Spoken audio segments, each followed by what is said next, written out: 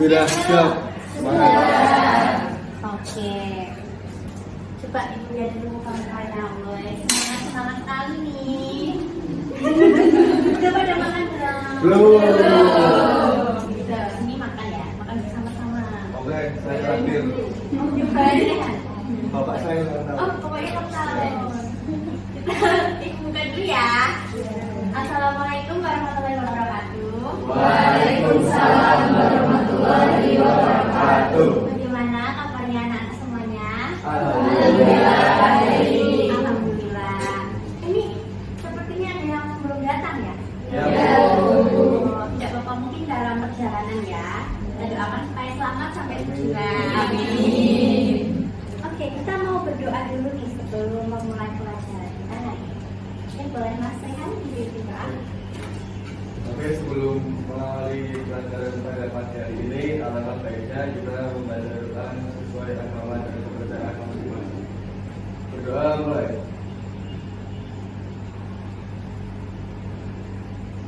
Berdoa tak akan pernah selesai. Amin. Oke.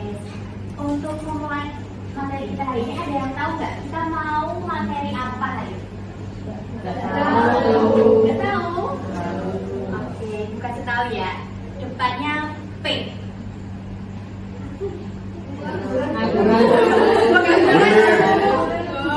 lumayan loh.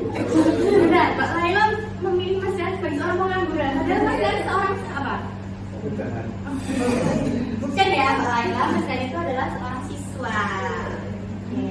Benar sekali, kita akan membahas tentang pengangguran. Nah, kalian pernah mikir nggak pengangguran itu apa sih? Orang yang di rumah terus setiap hari. Orang yang di rumah terus setiap hari. Apakah itu termasuk pengangguran? Ya. Belum tentu. Bisa aja dia di rumah karena sakit. Bisa aja dia di rumah karena emang bisnisnya itu di rumah, nggak kelihatan. Bisa ya. Jadi bagaimana definisi seorang pengangguran? Bisa ada yang mau bantu ibu? Oke, Pak Laila. Jadi pengangguran itu orang yang masuk usia kerja, aktif mencari kerja, tapi dia nggak dapat kerja dulu. Oke, benar sekali teman-teman. Jadi yang seperti dikatakan oleh Mbak Laila tadi, orang yang sudah memasuki usia kerja, tetapi dia belum mendapatkan pekerjaan. Nah, sekarang ibu mau buat pertandingan ini. Kalian pernah melihat Rafathar nggak? Rafathar Radiansyah? Itu temanku dulu. Oke. Nah itu kan nanti mah mereka pasti jadi lebih besar ya, jadi lebih dewasa. Nah itu dia kayak di rumah tok, kayak nggak ngapa-ngapain. Beda dengan kita yang udah nyari kerja nggak ketemu-temu, itu termasuk hal yang sama nggak? Apakah dia termasuk penganggur? Tidak, karena dia emang tidak sedang mencari pekerjaan. Oke. Nah, ibu akan bagikan materi kita hari ini. Pengangguran, orang yang sudah memasuki usia kerja tetapi tidak mencari pekerjaan. Tidak.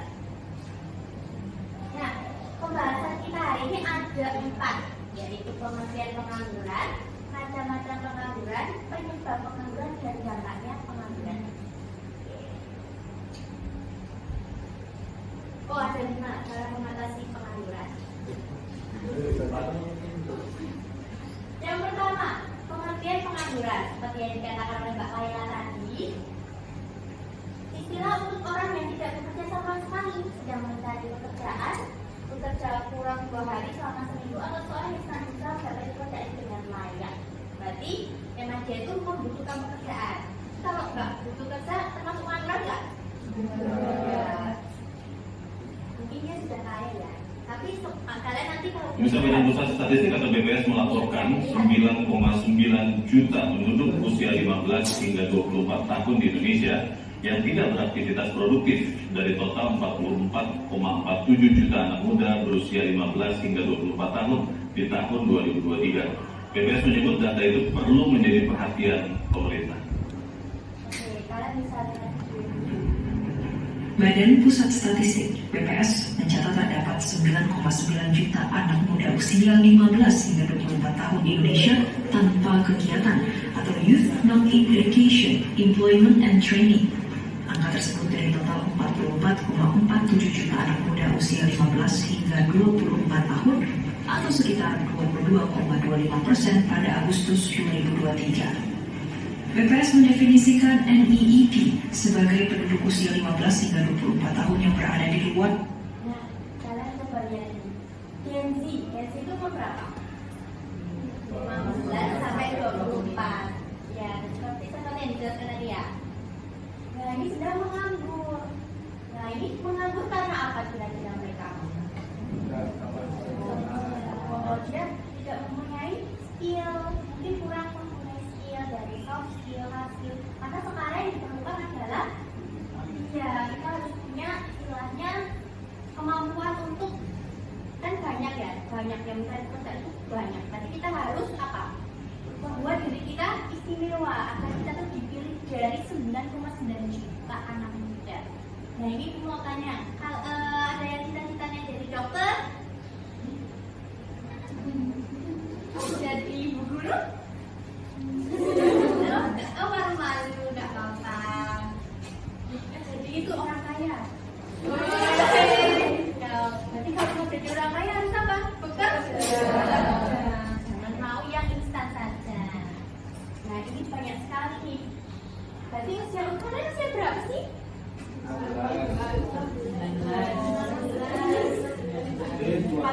ya, masih kecil ya 14. Berarti belum memasuki usia bekerja. Berarti kalian harus fokus dulu belajar agar nanti saat umurnya sudah siap kalian bisa mencari pekerjaan dengan baik. Kalian mesti senang nggak sih kalau bekerja sesuai dengan passion kalian? Senang. Jadi tidak ada tekanan di dalam diri. Kalau sudah tidak ada tekanan, pasti bekerja dengan baik, hasilnya juga baik. Oke, kita mau lanjutkan ya. Kita mau lanjutkan ya.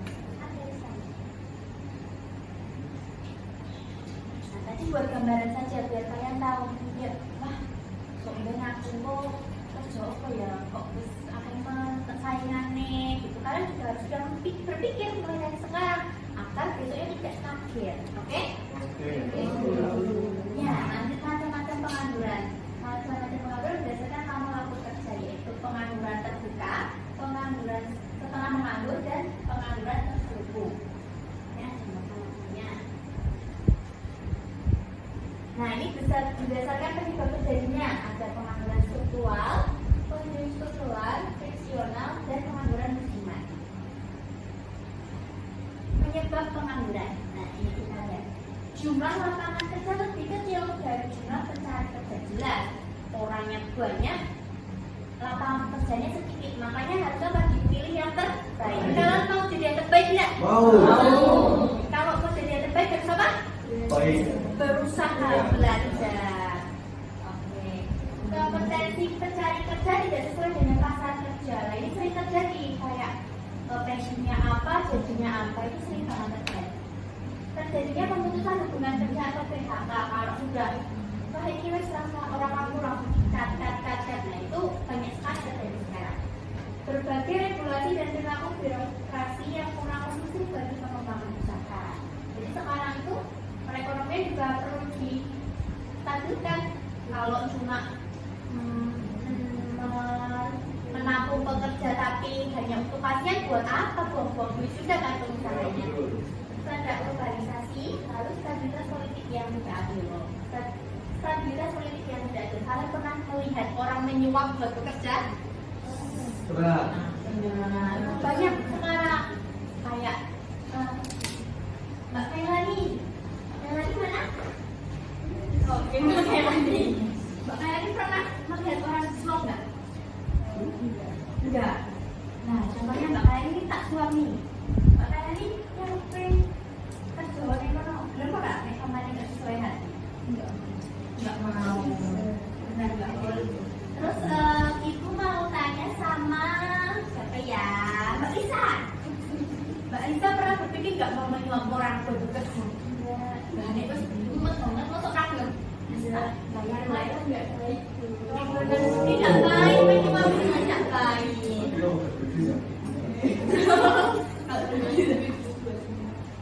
Berarti jadi orang kaya ya?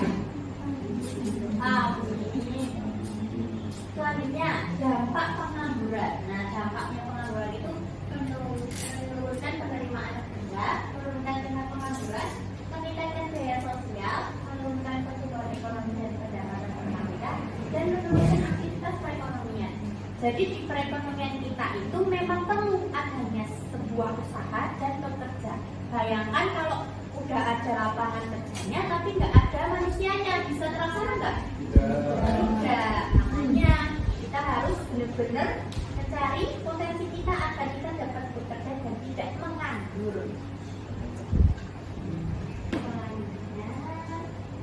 Nah, bagaimana sih cara mengatasi pengangguran? Nah, ini mau bertanya kepada Mbak Putri. Menurut Mbak Putri, bagaimana cara mengatasi pengangguran? Membuka lapangan kerja. Membuka lapangan kerja. Membuka lapangan kerja boleh, berarti kita harus berinovasi membuka lapangan kerja agar para pencari kerja juga bisa mendapatkan pekerjaan. Boleh aku bertanya lagi ke Mbak Nivia? Tadi sudah menjawab terus. Mbak Nivia coba, selain membuka lapangan kerja itu apa ya cara mengatasi? Meningkatkan soft skill. Meningkatkan soft skill. Pokoknya istilahnya kita harus buat diri kita itu menjadi orang yang berguna. Berguna untuk diri sendiri, berguna untuk orang lain, dan berguna untuk semuanya. Nah, kita mau lihat bagaimana sih? Nah, cara mengatasi pengangguran itu memindahkan para penganggur ke tempat yang lebih membutuhkan, membuka pendidikan dan pelatihan, mendirikan individu dan proyek. Jadi intinya sama ya, yaitu mengembangkan soft skill dan hard skill. Coba dibacakan ide. Coba Mbak siapa dibaca ide ini? Oke,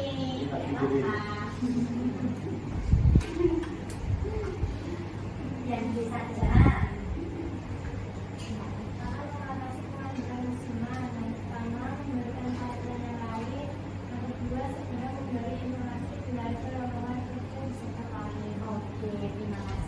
Jadi sekarang itu ada program di pemerintah ini namanya latihan kerja. Nah itu kalian bisa coba-coba buat ikut karena itu penting sekali buat melatih kita agar tidak kaget di kedepannya. Jadi itu nanti diajari kayak cara yang bekerja yang kayak gimana. Pokoknya kalian harus cari info agar tidak ketinggalan. Karena kalau kalian ketinggalan sedikit saja maka sudah tidak akan mendapat pekerjaan. Oke. Nah, sekian tadi dari presentasi yang Ibu sampaikan. Mungkin ada yang mau ditanyakan? Ada yang belum jelas?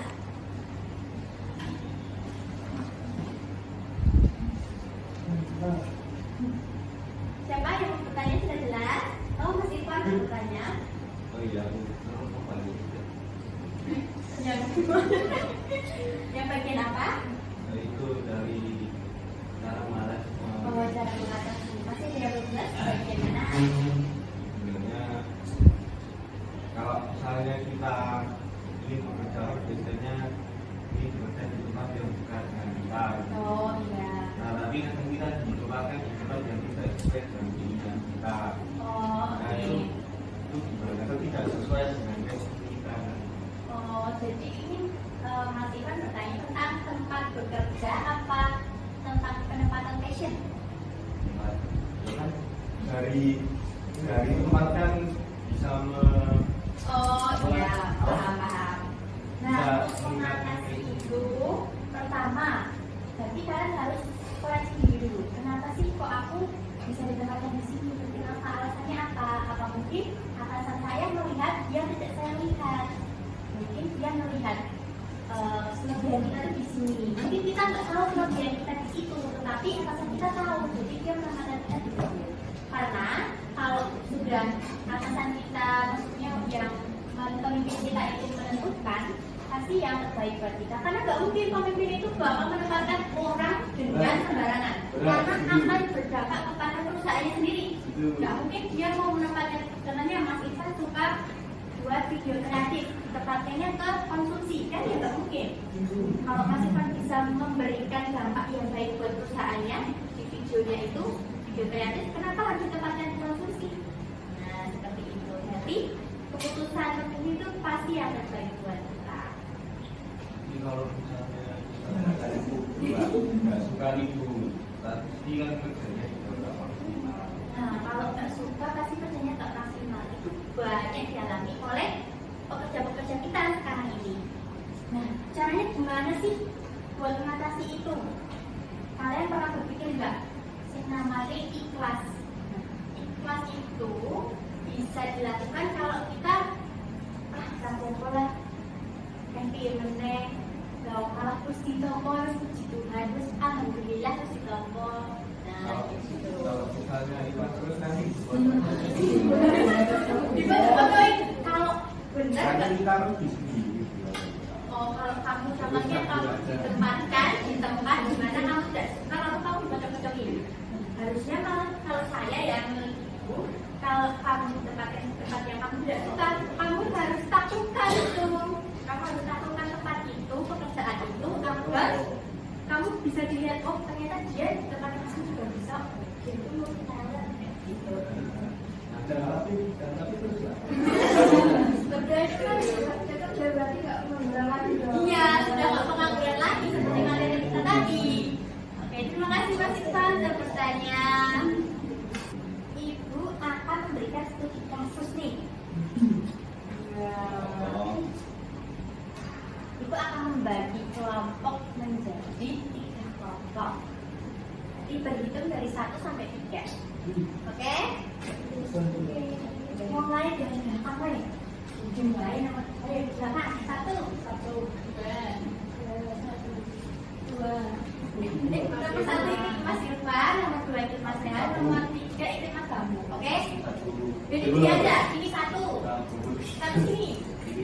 Jadi 1 anggotanya di belakangnya. 2 sini anggotanya di belakangnya. 3 sini anggotanya di belakangnya. Oke.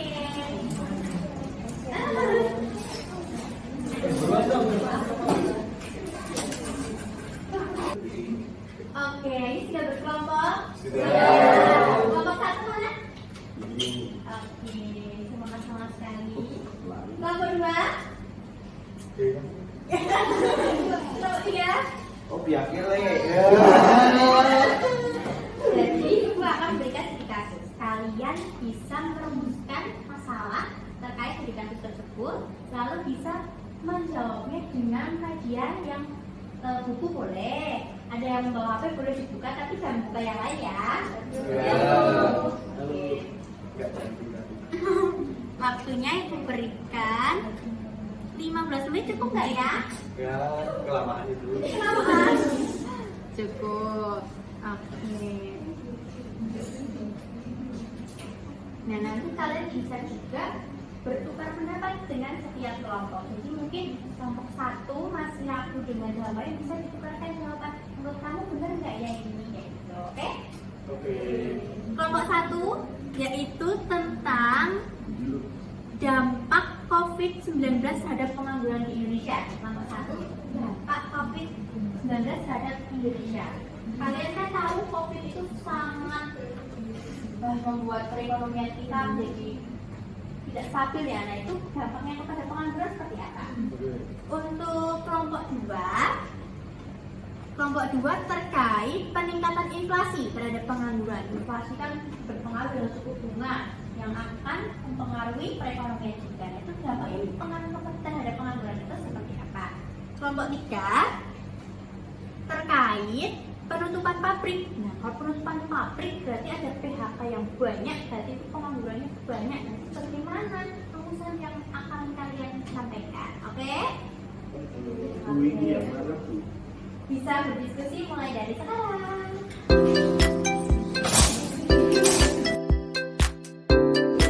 Kalau ada yang masih bingung bisa ditanyakan ya.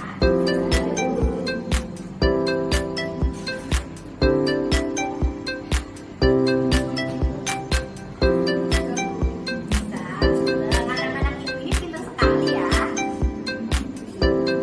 Sudah semangat, pintar, besok jadi pengusaha keras, bukan pengangguran dong.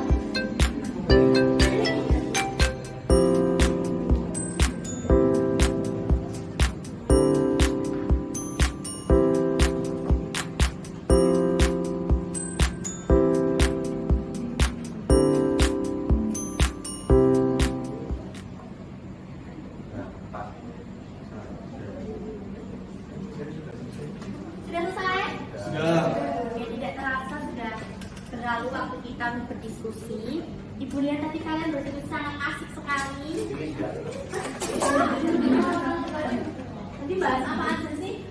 Ini malah bahas K-pop. Tadi bener. Tadi kena apa? Iya, benar. Tadi kamu gua mau sarapan bareng. Oke, jangan gitu dong. Nanti aku nih. Tadi bahasa itu mau pergi kemana habis ini? Mau kemana kalian ya? Itu biasa. Tapi ibu tadi melihat kalian sangat aktif dalam bertukar pendapat, terus kalian juga mau istilahnya kalian mau mengembangkan diri kalian dengan bertanya apa sih ini penyebabnya, kenapa sih bisa terjadi. Nah itu yang ibu cari. Kalian mau membuat diri kalian itu tahu, bukan hanya sekedar tahu tetapi juga paham. Kalau sudah paham pasti akan ingat, kalau tahu saja pasti akan lupa, seperti itu. Oke, mulai dari kelompok berapa ya? Pilih ya, random ya. Kata kelompok I.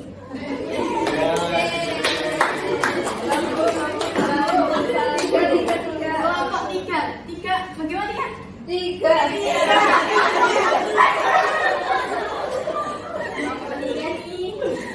Oke, bisa dijelaskan rumusan masalah apa yang kelompok tiga ambil dan permasalahannya? Banyak perusahaan besar menutup usahanya. Masalahnya kan itu PHK itu ya. PHK banyak yang PHK terus banyak yang keluar dari pabrik itu karena PHK kan nggak terima itu. Iya, sudah. Coba dengarkan dulu. Ini suaranya sangat lembut sekali. Mestinya kan dimutuk Bu. Oh ya. Nah, itu cara mengatasinya itu dengan pemerintah itu, pemerintah itu mengadakan PRK itu, pada pelatihan pekerja yang itu sudah dijelaskan gitu. Jadi itu bisa menciptakan lapangan pekerjaan baru. Gitu Bu. Oke, beri tepuk tangan buat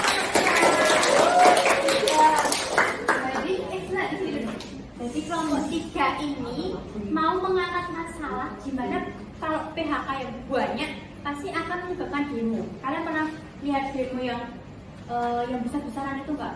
TV itu kan nah, itu terjadi akibat apa? PHK itu bisa terjadi dari banyak hal. Contohnya pengusaha sedang kesulitan, lalu mengurangi pekerja, itu bisa menjadi PHK yang besar-besaran itu ya sedih ya, seperti tiba-tiba kamu dipecat, kan pasti sedih banget ya kan. Nah itu bisa diatasi dengan pelatihan kerja tadi. Beri tepuk tangan lagi dan nanti hadiahnya bisa diambil di meja itu ya.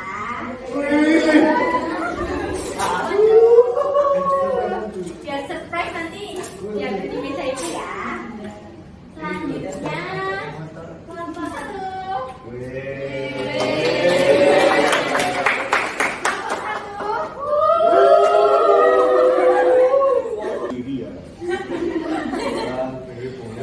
Saya dari kelompok satu ini saya akan menampilkan sebuah diskusi dari pendapat teman-teman saya, yaitu tulisan masalahnya itu di mana pengangguran saat COVID-19 berlaku dan solusi cara mengatasi pengangguran pada saat COVID-19 dengan itu. Dan saya sambil baca boleh? Soalnya panjang. Boleh? Iya. Kan sudah dirumuskan di buku latihan, bukan latihan. Apa?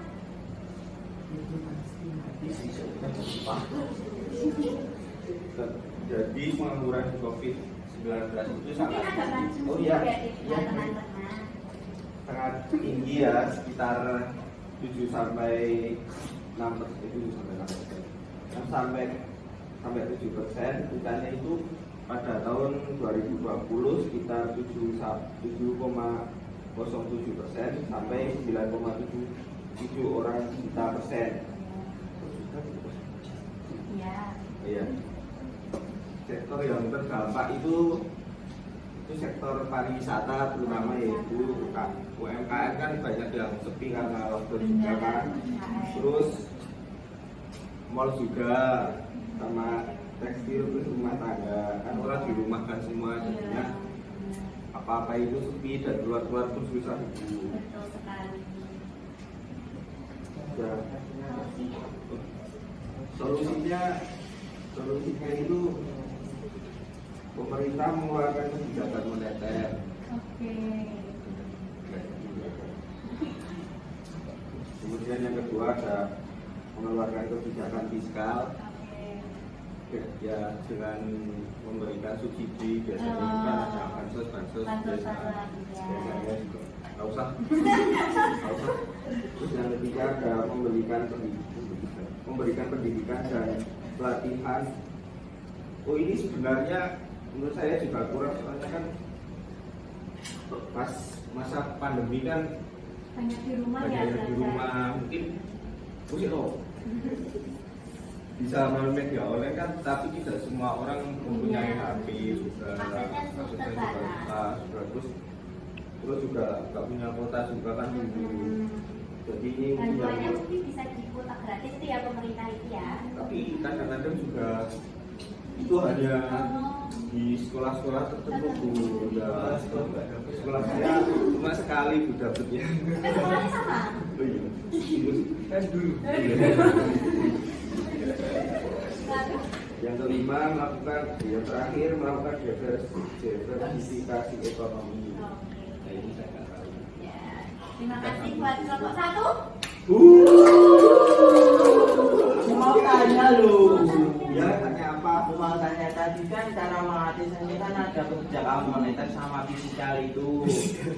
Tadi kan apa itu namanya itu kan tadi kan moneter, kalau fiskal itu kan memberikan subsidi.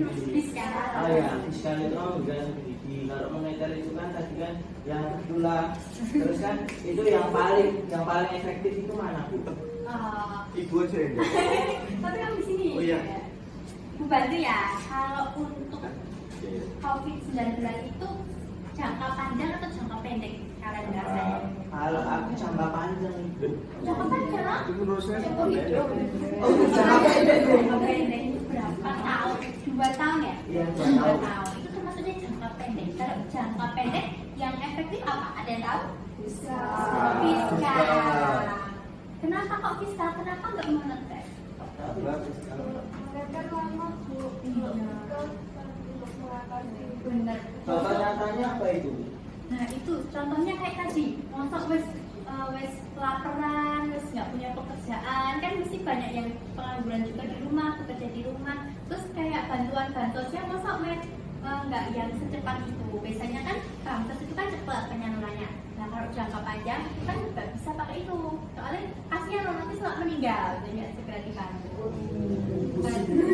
Bantuan itu nggak hanya bantuan bisa uang tunai, terus bisa banyak hal yang dibilang Mas Irfan tadi, dari pendidikan juga, dari sektor ekonominya. Oke, kita mau oh ya nanti buat kelompok 1, kelompok 2, kelompok 3 Ibu punya sesuatu hadiah buat kalian, nanti bisa diambil di meja Ibu ya. Ya, beneran dong. Oke, kita mau beri tepuk tangan sekali lagi buat kita semua ya. Oke, sekarang ya kita sudah memasuki akhir-akhir pembelajaran. Ibu mau kalian memberikan kesimpulan terkait materi kita tadi dari awal, pertengahan sampai udah mau berakhir ini. Ada yang mau memberikan kesimpulan? Dan juga bisa dibantu kesimpulannya. Sebenarnya pengangguran adalah orang yang mengajukan pekerjaan kerja tapi belum dapat pekerjaan harus mencari pekerjaan. Ya. Karena mau bekerja ada 3 jenis pengangguran, yaitu pengangguran yang didukung, pengangguran yang bukan, dan pengangguran. Dan berdasarkan jenisnya dampak pengangguran nasional,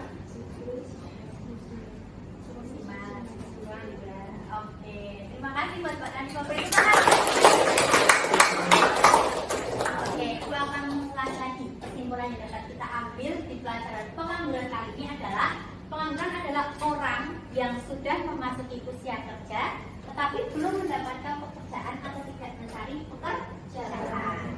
Nah, itu ada tadi sudah dijelaskan pengertiannya, dampak-dampaknya, ciri-cirinya, penyebabnya, cara mengatasinya. Ibu mau kalian anak-anak semua besok kalau sudah memasuki usia kerja, kalian harus mau apa? Bekerja. Jangan hanya mau diam di rumah dan berduit. Itu enggak bisa. Karena nggak bisa. Kita harus memperbaiki diri, bangun personal branding yang bagus agar kalian itu dapat dilirik oleh perusahaan yang kalian inginkan. Karena kalau kalian sudah memperbaiki diri kalian, sudah mengasah soft skill, hard skill, public speaking, kalian akan mendapatkan manfaat itu ke depannya, yaitu dengan pekerjaan yang kalian mau. Kalian mau bekerja sesuai keinginan kalian kan? Mau. Berarti yang harus dilakukan apa? Membuat perusahaan. Membuat perusahaan. Berarti kalau membuat perusahaan harus meningkatkan diri kita dulu. Yang pertama, yang paling penting itu diri kita. Kalau kita memang malas, terus ranian, pasti akan gagal. Oke. Jangan pantang menyerah ya teman-teman. Anak-anak semuanya. Oke, sekian yang bisa Ibu jelaskan hari ini.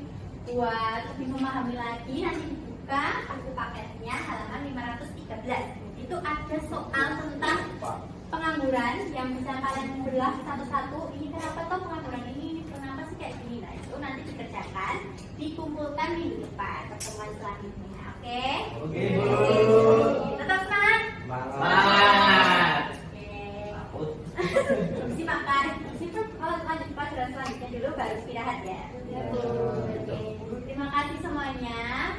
Ibu akhiri sampai di sini. Wassalamualaikum warahmatullahi wabarakatuh. Waalaikumsalam warahmatullahi wabarakatuh. Terima kasih. Terima kasih ya. Sama-sama. Tinggal ya.